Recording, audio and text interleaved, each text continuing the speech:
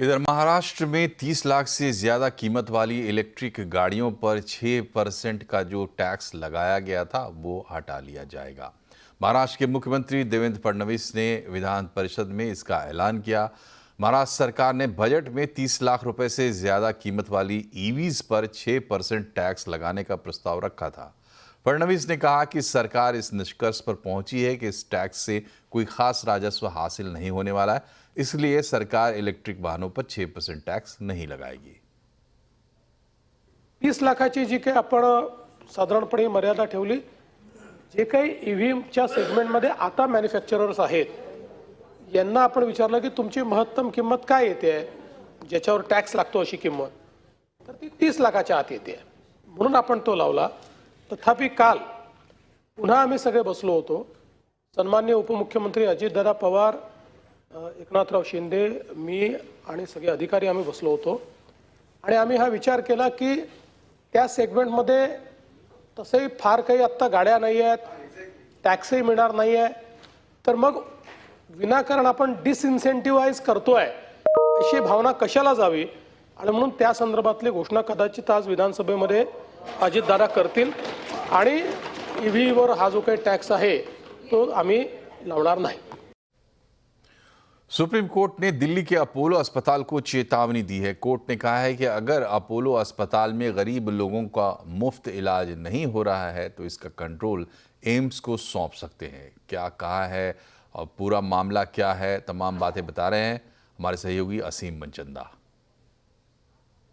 Apollo ही नहीं, दिल्ली में ऐसे बहुत सारे हॉस्पिटल हैं जिन्हें जमीन लीज पर दी गई है। सरकार ने इन्हें 1 रुपए के अंदर लॉन्ग टर्म लीज दी है और साथ में लेकिन सरकार ने एक शर्त जोड़ दी थी कि आप अपने अस्पताल में गरीबों का इलाज करेंगे, 1/3 बेड आप गरीबों को देंगे। इतना ही नहीं, ओपीडी में 40% पेशेंट आप गरीबों के ही देखेंगे। लेकिन ऐसा अक्सर पाया गया कि हॉस्पिटल इन नियमों की पालन नहीं करते, तो इसको लेकर के ऑल इंडिया वकील यूनियन ने एक सुप्रीम कोर्ट के अंदर याचिका दायर की थी और कहा था कि अपोलो हॉस्पिटल इन नियमों का पालन नहीं कर रहा। सुप्रीम कोर्ट ने इसके ऊपर काफी गंभीरता से लिया। सुप्रीम कोर्ट ने अपोलो हॉस्पिटल को चेतावनी दी कि अगर आप ऐसा कर रहे हैं तो हम आपके ऑपरेशंस को एम्स को सौंप देंगे। अब सुप्रीम कोर्ट ने इसके अंदर दिल्ली सरकार को एक ज्वाइंट कमेटी बनाने के लिए कहा। यह ज्वाइंट कमेटी इस पूरे मामले की जांच करेगी और 4 हफ्ते के अंदर अपनी रिपोर्ट सुप्रीम कोर्ट के सामने रखेगी। उसके बाद सुप्रीम कोर्ट इसके अंदर आगे की डायरेक्शंस देगा।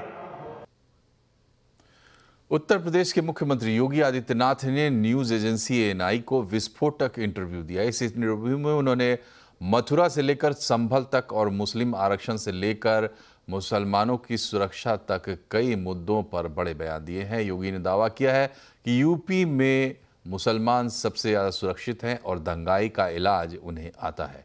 योगी ने ऐलान किया है कि संभल में सभी मंदिर खोजे जाएंगे और वहां की सच्चाई पूरी दुनिया को बताई जाएगी।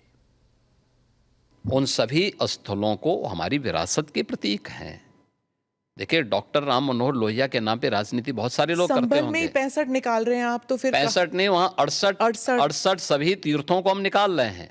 54 से अधिक निकल चुके हैं और बाकी सभी को ढूंढ रहे हैं। शास्त्रीय प्रमाण उसके मौजूद हैं, उनको दिखा रहे हैं कहाँ कहाँ हैं। जिसने भी कब्जे किए होंगे उनको एक एक करके सबको निकालेंगे। कितने मस्जिद फिर निकलेंगे? मस्जिद, देखिए सवाल मस्जिद का नहीं है, जितने अतिक्रमण होंगे वो अतिक्रमण हटेंगे।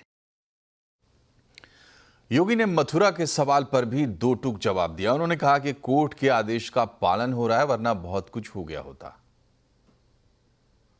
आप तो कानून के दायरे में रहकर हम कानून के दायरे में रह के सब काम कर रहे हैं। अगर कानून के दायरे में रह रहे हैं तो फिर आप मथुरा की बात क्यों उठा रहे हैं? मथुरा की बात क्यों नहीं उठानी? मथुरा श्री कृष्ण की जन्मभूमि नहीं है क्या? पर वो तो अब कोर्ट में है ना। कोई कोर्ट का ही आदेश पालन कर रहे हैं ना, तो अब तक तो वहाँ बहुत कुछ हो गया होता।